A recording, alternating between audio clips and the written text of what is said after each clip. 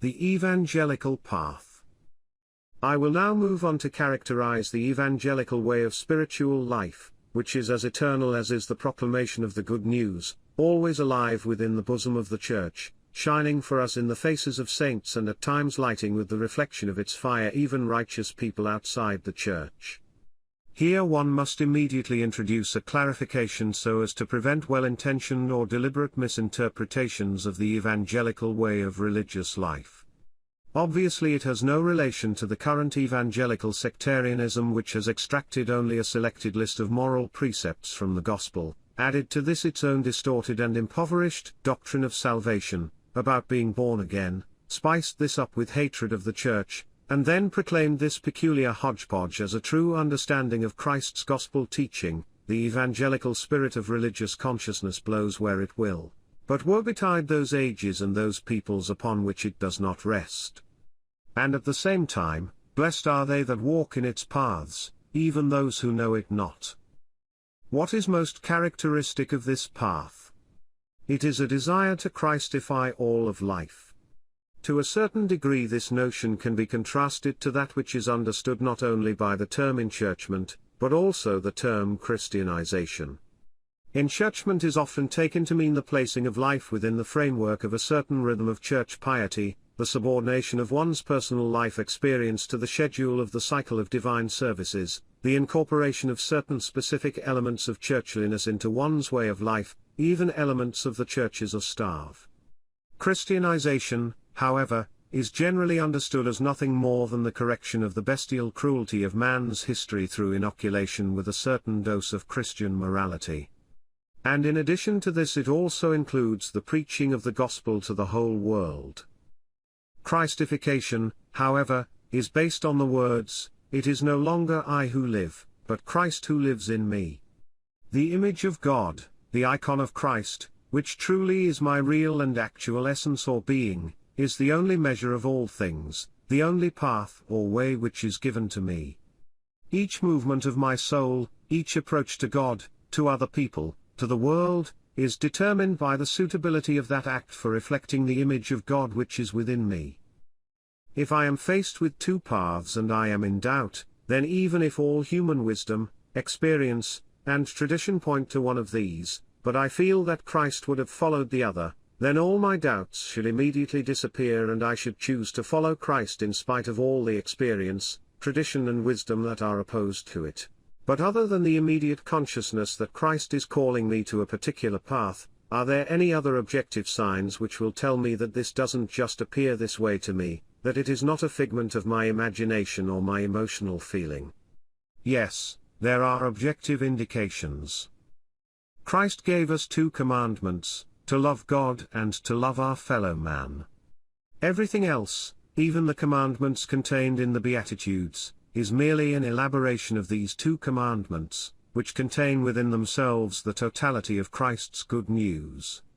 Furthermore, Christ's earthly life is nothing other than the revelation of the mystery of love of God and love of man. These are, in sum, not only the true but the only measure of all things.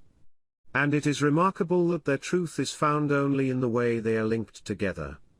Love for man alone leads us into the blind alley of an anti-Christian humanism, out of which the only exit is, at times, the rejection of the individual human being, and love toward him in the name of all mankind. Love for God without love for man, however, is condemned. You hypocrite, how can you love God whom you have not seen, if you hate your brother whom you have seen? Their linkage is not simply a combination of two great truths taken from two spiritual worlds. Their linkage is the union of two parts of a single whole. These two commandments are two aspects of a single truth. Destroy either one of them and you destroy truth as a whole. In fact, if you take away love for man then you destroy man, because by not loving him you reject him, you reduce him to non-being, and no longer have a path toward the knowledge of God.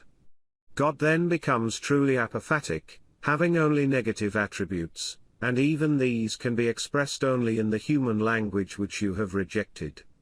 He becomes inaccessible to your human soul because, in rejecting man, you have also rejected humanity, you have also rejected what is human in your own soul, though your humanity was the image of God within you and your only way to see the prototype as well. This is to say nothing of the fact that man taught you in his own human language, describing in human words God's truth, nor of the fact that God reveals himself through human concepts. By not loving, by not having contact with humanity, we condemn ourselves to a kind of a deaf-mute blindness with respect to the divine as well.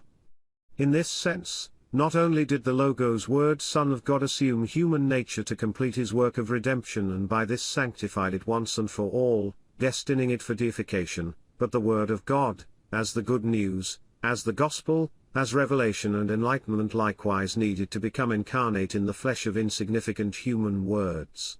For it is with words that people express their feelings, their doubts, their thoughts, their good deeds and their sins.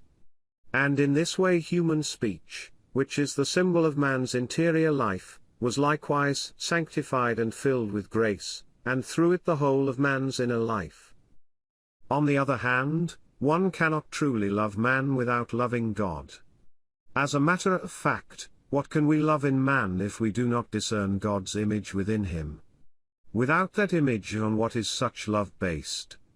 It becomes some kind of peculiar, monstrous, towering egoism in which every other becomes only a particular facet of my own self. I love that in the other which is compatible with me, which broadens me, which explains me, and at times simply entertains and charms me. If, however, this is not the case, if indeed there is desire for a selfless but non-religious love toward man, then it will move inevitably from a specific person of flesh and blood and turn toward the abstract man, toward humanity, even to the idea of humanity, and will almost always result in the sacrifice of the concrete individual upon the altar of this abstract idea, the common good, an earthly paradise, etc.